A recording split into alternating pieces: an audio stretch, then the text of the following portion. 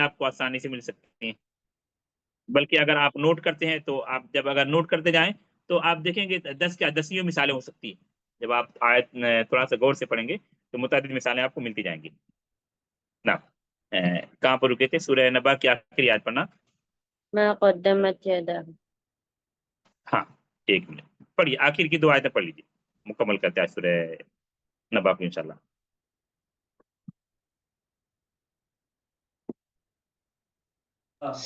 أعوذ بالله من الشيطان الرجيم. بسم الله الرحمن الرحيم. ذلك اليوم الحق فمن شاء اتخذ إلى ربه مآبا. إنا أنذرناكم عذابا قريبا يوم ينظر المرء ما قدمت يداه ويقول الكافر يا ليتني كنت ترابا. ہاں ترجمہ کیجیے. ذالک اليوم الحق، یہ ہے حق کا دن، فیصلے کا دن. فمن شاء اتخذ الى ربه مآبا، پس جس کو چاہے وہ اختیار کر لے اپنے رب کی طرف ٹھکانہ. انا انذرناکم عذابا قریبا، بے شک ہم تم سب کو ڈراتے ہیں قریبی عذاب سے.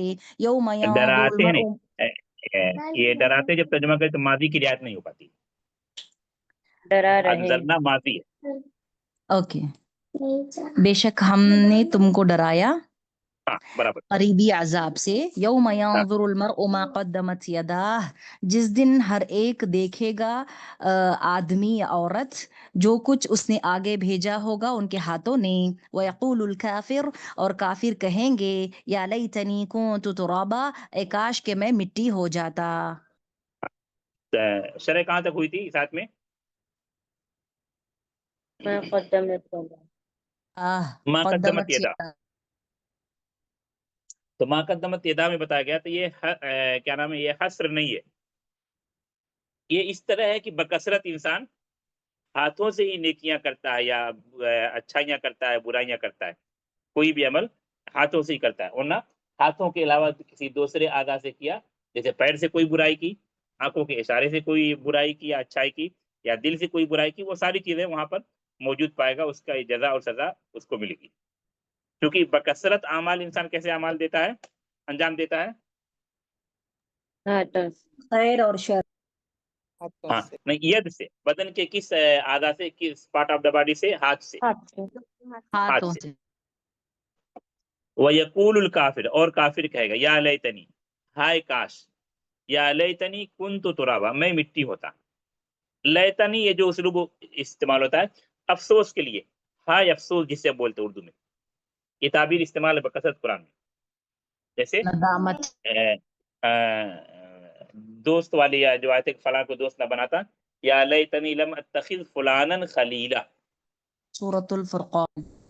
ہاں، یا لیتنی لم اتخذ فلانا خلیلا، افسوس، ہائے افسوس، کاش میں فلاں کو اپنا دوست نہ بنایا ہوتا.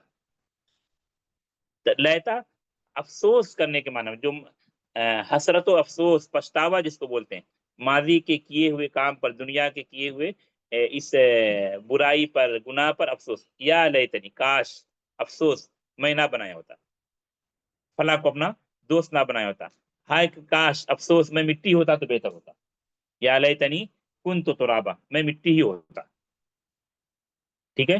اور اس کا پس منظر کا یا لیتنی کنت ترابا کہ قیامت کے دن جانوروں کو بھی زندہ کیا جائے گا اور ان کو ان کا انصاف دیا جائے گا یا بدلہ دیا جائے گا.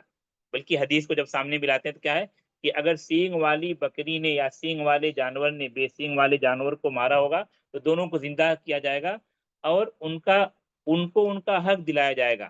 یعنی بے سینگ والی بکری مارے گی کس کو؟ سینگ والی بکری کو. پھر کہا جائے گا کونی ترابا، کونی ترابا.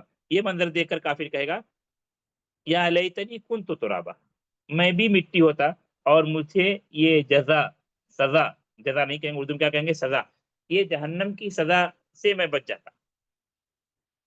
سمجھ میں آ رہی بات نا؟ ویسے ابن عثیمین نے اس کے کئی معنی بیان کیے. ابن عثیمین کی تفسیر مکمل نہیں ہے، عام طور پر اس کا حوالہ دیتا ہوں میں پڑھنے کا، کیونکہ آسان ہے اور عقیدے کے اعتبار سے، لغت کے اعتبار سے بہت مشہور ہے. شیخ ابن عثیمین بتانے کی ضرورت نہیں ہے. تو اس کے 3 معنی بیان کیے یا 3 احتمالات بیان کیے ابن عثیمین نے. ایک معنی تو وہی ہے جو بتایا گیا کہ جب وہ دیکھے گا ایسا ایسا منظر تو کہے گا کاش میں بھی ایسا ہوتا. کیا ہوتا؟ میں بھی مٹی ہو جاتا، حساب و کتاب نہ ہوتا. ابھی تفصیل پر آتے جو 3 چیزیں بیان کی ابن عثیمین نے. انسان کی تخلیق کا مادہ کیا ہے؟ اصل مادہ عبادت. نہیں، وجہ نہیں، مادہ. کس چیز سے پیدا کیا گیا انسان؟ فقیر سے، نطفے سے. ہاں نہیں، اصل مٹی سے اصل. مٹی، تراب.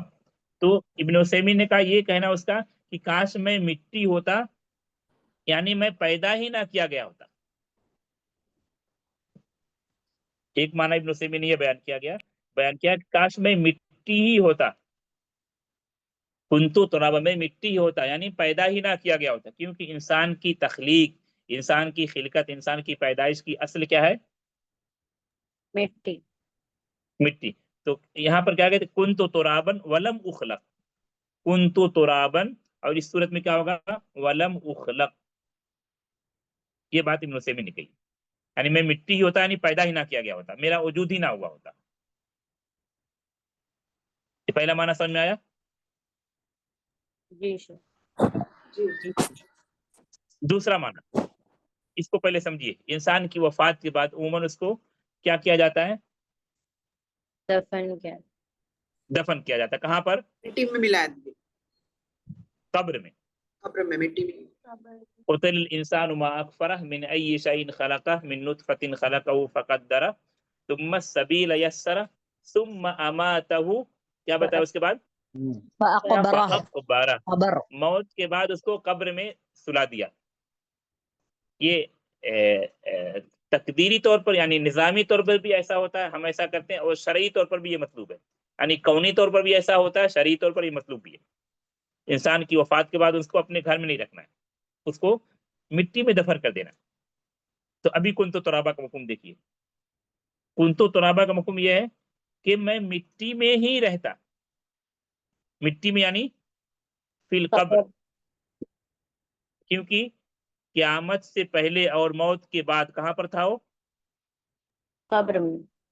قبر میں. تو یہ مفہوم ہے کہ ہائے کاش میں مٹی ہی میں رہتا، قبر میں ہی رہتا، یہ قیامت نہ قائم ہوتی تو بہتر ہوتا. سورہ حاقہ میں یہ تقریباً یہ مفہوم بیان کیا گیا. جب نام اعمال بائیں ہاتھ میں ملے گا تو یا لیتہا کانت القاضیہ. کیا مطلب کانت القاضیہ؟ موت ہی فیصلہ کن ہوتی ہے، قیامت قائم نہ ہوتی. کاش کیونکہ کے میرے برزخ والا درمیان عذاب فیصلہ کر قیامت کے دیتی عذاب موت. سے ہلکا ہے. برزخی زندگی میں جو عذاب مل رہا تھا وہ جہنم کے اصل عذاب سے ہلکا ہے. تو کیا کہہ رہا ہے؟ کاش میں قبر میں ہی پڑا رہتا، کیونکہ قبر بھی کہاں تھی؟ تراب میں، زمین میں، مٹی میں. اس کاش میں قبر میں ہی پڑا رہتا.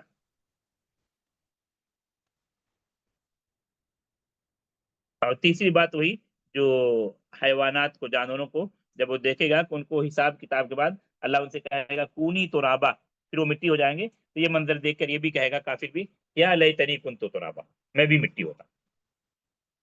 یعنی بہائم یا کیا کہیں گے اس کو، جانوروں کے ساتھ جو عدل ہوگا، اور اس کے بعد جب عدل انصاف کے بعد ان سے کہا جائے گا کونی ترابا، ابھی مٹی ہو جاؤ. تو یہ منظر دیکھ کر کہے گا یا لیتنی کنت ترابا، میں بھی جانوروں کی طرح اس کے بعد مجھے کہہ دیا جاتا کہ میں بھی مٹی ہو جاؤں تاکہ جہنم کے عذاب سے بچ جاتا.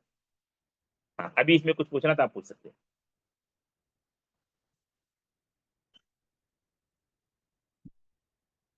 یہ بات ہے ابن عثیمین کے حوالے سے بیان کی گئی.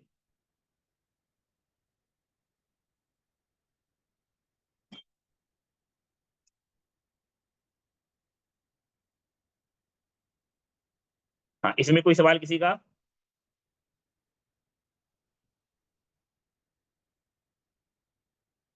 نہیں شیخ. اچھا الحمدللہ یہ سورۃ النبا مکمل ہوئی. سورۃ النبا مکمل ہوئی. اس کے بعد کنٹینیو اس کے بعد سورۃ النازعات ہے. وہی پڑھنا ہے یا آپ لوگوں की जानिब से कोई सूरत का खास इंतखाब है तो वो सूरत पढ़ना, जो आप चाहे पढ़ सकते हैं उसको आज मुतय्यन कर लेते हैं, ताकि जुमेरात से अगले दर्स से यानी शनिचर को उसी सूरत को हम पढ़ें। इसके बाद सूरतुन नाज़ियात है, तो नाज़ियात ही आप सब लोग पढ़ना चाहते हैं, मशवरा कर लीजिए अभी या बाद में, ग्रुप में बता दीजिए मुझे या पर्सनल पर। यही पढ़ेंगे सूरह नाज़ियात तसलसल के साथ, या कोई सूरतों को आप जो इसके बाद क्योंकि अमा पारा मुकम्मल नहीं हो सकता, अगर कोई खास सूरत पढ़ना चाहते हैं स्किप करके तो आप वो भी बता दीजिए, या तफसीर तरतीब से सूरह नाज़ियात पढ़ना चाहते हैं तो भी नाजियात शेख। नाज़ियात ही पढ़ते हैं। जी शेख। ठीक है, बेहतर। जी तो अगला दर्स सूरतुन नाज़ियात का होगा, ठीक है। इंशाअल्लाह। अभी तफसीर पर कुछ चीजें जो आपके फायदे के लिए कुछ चीजों की जानिब इशारा किया जा रहा है। कितनी तालिबात मौजूद हैं दर्स में? 9 है। 9 9। तो मतलब अभी तादाद कम हुई या अटेंडेंस कम चल रहा है? कम चल रहा है। तादाद कम चल रही नहीं, मतलब 9 ही तालिबात है, या मतलब कभी ज्यादा होते हैं कम हो जाते हैं, ऐसा मतलब एडमिन देख रहे होंगे ना इन चीजों को। 14 भी होता है। कम ज्यादा हो। हाँ, आज अटेंडेंस कम है। अच्छा आज कम, आज तादाद कम, अच्छा ठीक। अभी स्क्रीन सबको नजर आ रही है? जी जी हाँ, शेख। तो कुछ तफसीर के बारे में शुरू में मैं बताया नहीं था, ये आज कुछ तफसीर की कुछ किताबों के बारे में, तो अगर आप लिखते जाएंगे तो बेहतर रहेगा। तफसीर देखिए, जो सबसे कदीम तरीन किताब है यानी अव्वलीन किताब है, और इसी ऐप के मुताबिक, मतलब अभी जो गुफ्तगू होगी इस ऐप से बाहर नहीं, कदीम तरीन या अव्वलीन कह लें, सबसे पहले लिखी जाने वाली तफासीर मसदर की हैसियत जो रखती है, वो कौन सी तफसीर है? तफसीर तबरी। तफसीर तबरी। सवाल समझ में आया सबको ना? अगर किसी को नहीं समझ में आया तो बिला झिझक आप सवाल कीजिए। अगर किसी को सवाल नहीं समझ में आया तो सवाल कीजिए, जिनको समझ में आया तो सवाल ये है कि सबसे अव्वलीन तफसीर, कदीम तरीन तफसीर कौन सी है? वो है तफसीर तबरी। ये तफसीर जामिउल बयान फी तावील आइल कुरान या अन तावील आइल कुरान, मुख्तसर में उसको क्या कहते हैं? जामिउल तफसीर बयान। तबरी। ये जामिउल बयान नाम है तफसीर का, असल नाम जामिउल बयान फी तावील आइल कुरान या अन तावील आइल कुरान। और बाकी उसूल तरीका ये करते हैं आसानी के तौर पर, जो मुसन्निफ का जो नाम उसी के साथ तफसीर लगा देते हैं, जैसे तफसीर तबरी, तफसीर इब्न कसीर, तफसीर बगवी, तफसीर कुर्तुबी, तफसीर शौकानी। हालांकि उस तफसीर का एक मुस्तकिल नाम है, लेकिन आसानी के लिए मुसन्निफ के नाम के साथ तफसीर का नाम जोड़ देते हैं। समझ रहे हैं ना? जैसे ये मैंने तफसीर ओपन की, ये तफसीर सहाबा के दौर में ही लिखी गई थी या उसके बाद में? नहीं नहीं, बाद के मुसन्निफ इसके इब्न जरीर तबरी 4वीं सदी हिजरी के मुसन्निफ है। तारीख वफात क्या है इमाम तबरी की, इब्न जरीर तबरी की? 310। अच्छा, तो ये ताबई में है शेख? नहीं, ताबी से भी नीचे आएंगे, अच्छा लेकिन खूबी है कि अव्वलीन तफसीर है और मुकम्मल तफसीर है। तो अव्वलीन तफसीर में आप इस तफसीर का नाम लिखें।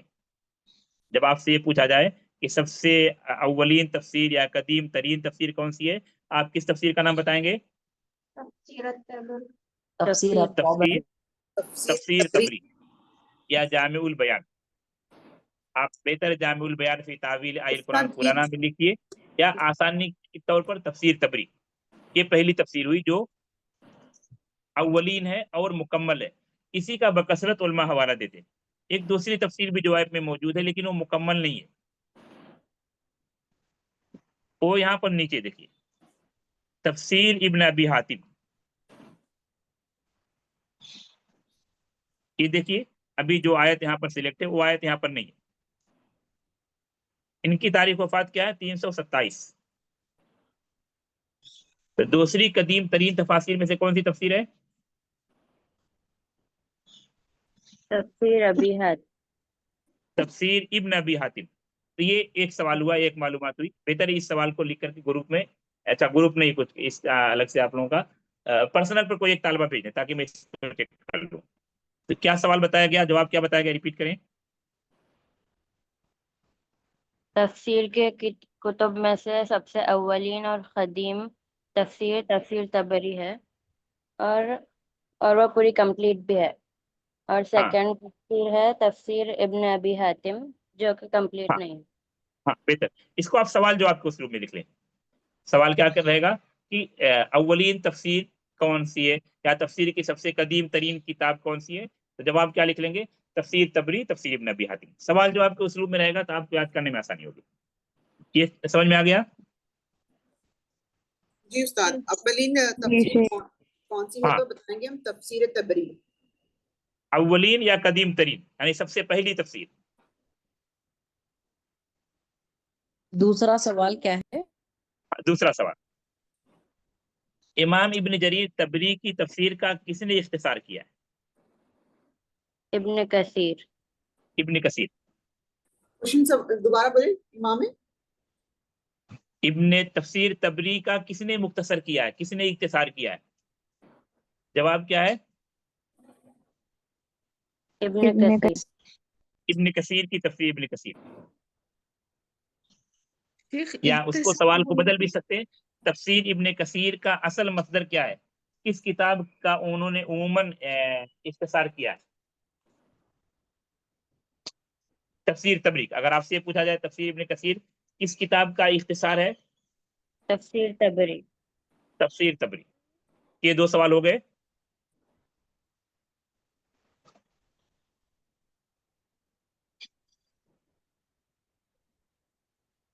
اچھا، تیسرا سوال، تفسیر تبری کی کچھ خوبیاں بیان کریں. تیسرا سوال کیا بتایا گیا آپ کو؟ تفسیر تبری کی تبری خوبی. کی کچھ خوبیاں بیان کریے. ہاں، تو پہلی خوبی کیا بیان کریں گے آپ؟ اس میں ہر قول کو سند سے لکھتے ہیں، خود کی سند کے ساتھ. ہاں، تو اپنی پہلا لکھیں گے اولین، جو پہلے آپ کو بتایا گیا اولین تفسیر ہے. پہلے جو چیز بتائی گئی تھی وہ یہاں بھی لے لیں گے. یہ ابھی کیا سوال ہے؟ خوبیاں. کس کی خوبیاں؟ تفسیر تبری کی. پہلی خوبی کیا ہے؟ اولین لکھی گئی. اولین تفسیر. ہاں، کوئی جو قدیم ترین آپ لکھے وہی بات، لیکن یہاں خوبیوں میں کئی خوبیاں ہو سکتی ہیں. دوسرا یا دوسری خوبی، اور ابھی کسی نے بتایا تھا اس کو یہاں پر ریپیٹ کیجیے. ابھی دوسری خوبی، دلائل کی بنیاد پر ہے تفسیر. دلائل نہیں، سند کے ساتھ.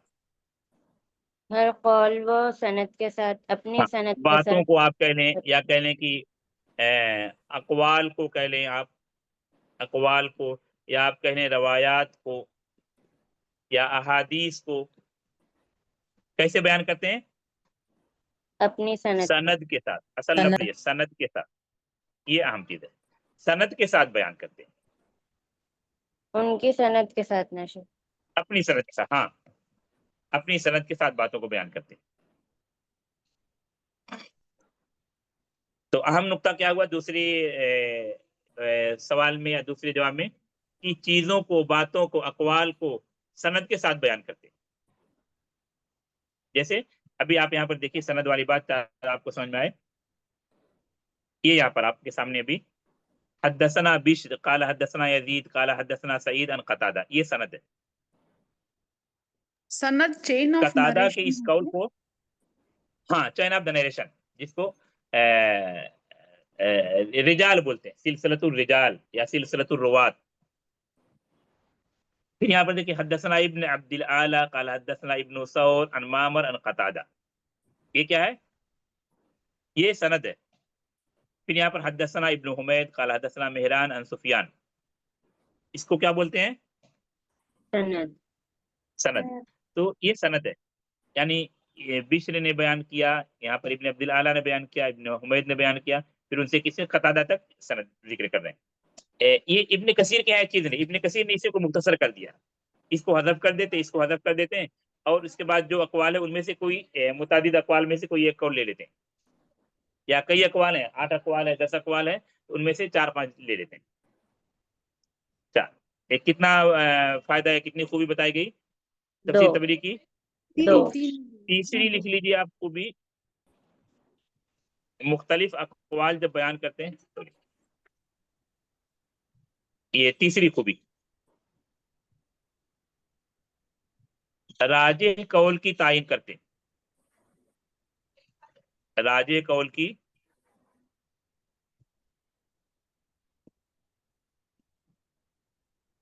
یہ راجح قول کب ہوگا؟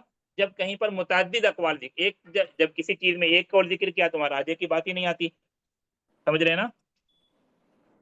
جی شیخ۔ راجح کی بات کب آئے گی؟ جب کسی واقعے میں یا کسی آیت کی تفسیر میں علماء کے، مفسرین کے یا لغویوں کے متعدد اقوال ہوں، تو راجح قول کی عموماً وہ تعین کرتے ہیں، راجح قول بتلاتے ہیں۔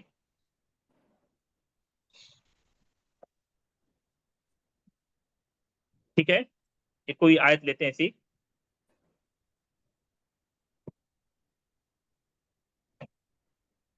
دیکھتے ہیں یہاں پر ابھی کسی آیت پر،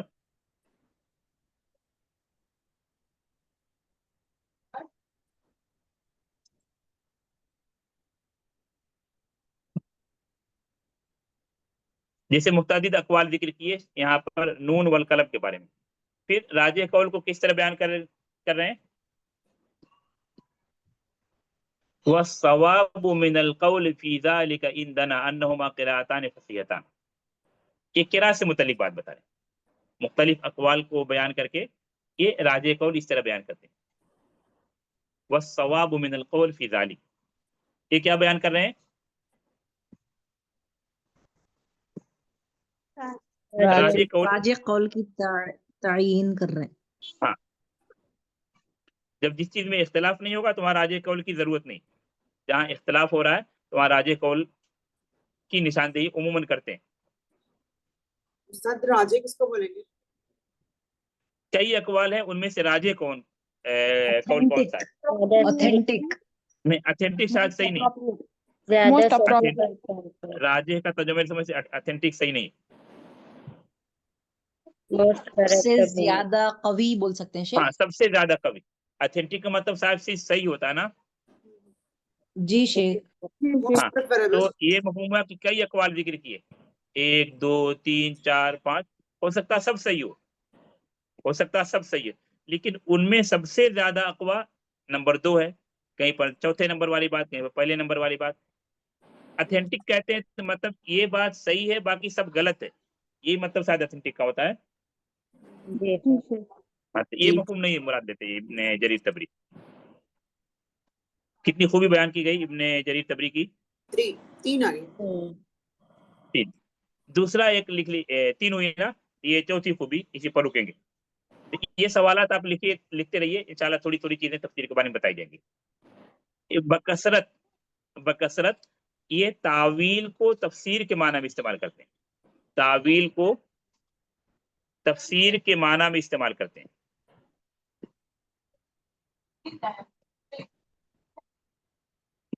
تعویل کو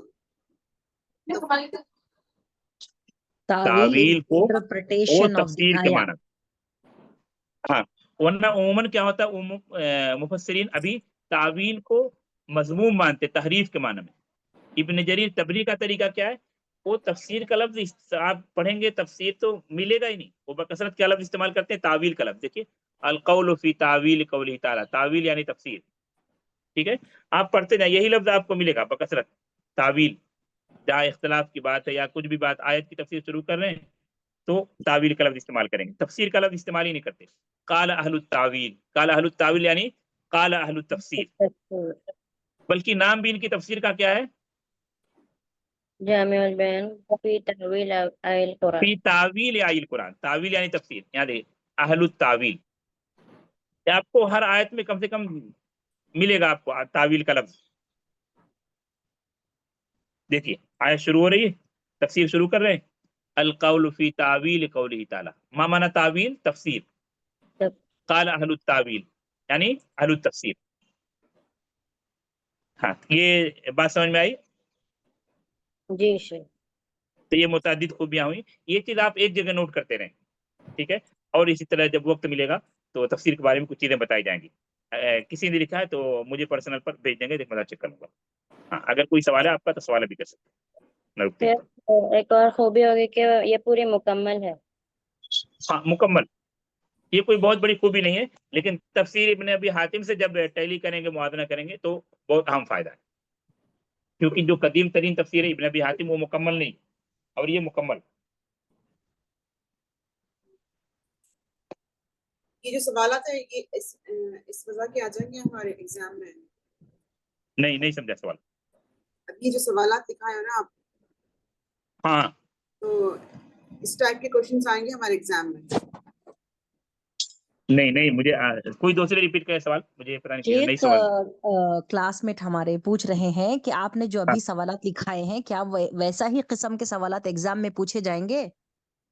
اللہ والا ابھی ایگزام میں ٹارگٹ نہیں رکھتا ہوں، آپ نوٹ کیجیے، استفادہ اصل ہے، امتحان میں کیا ہوگا اللہ والا، اس وقت جب پیپر بنتے ٹائم کیا بات رہے گی ذہن میں، امتحان سے اصل استفادہ ہے۔ آپ کو چیز سمجھ میں آئی، نہیں سمجھ میں آئی تو پوچھیے، شیخ امتحان کے وقت تعویل استاد کا کے کیا ذہن معنی رہے ایک گا، بار بتائیں۔ آپ کا کیا ذہن رہے گا اللہ والا، بٹ لکھ کے آپ گروپ میں نہیں، آپ مجھے پرسنل پوسٹ کیجیے، اگر ایک جگہ کہیں جمع رہتا ہے تو ایک مرتبہ ایگزام کے ٹائم پہ میں چیک کر لوں گا، ہاں پھر دیکھیں گے انشاءاللہ۔ امتحان سے بڑی چیز استفادہ ہے۔ شیخ تعویل کی معنی؟ تعویل کے کئی معنی ہوتے ہیں، اس کی اشارے کریں گے تو لمبا وقت جائے گا، بس یہ آج یہ سمجھیے کہ ابن جریر طبری تعویل کو تفسیر کے معنی میں استعمال کرتے ہیں۔ تفسیر تو سمجھ رہے ہیں نا، قرآن کی تفسیر؟ جی شیخ۔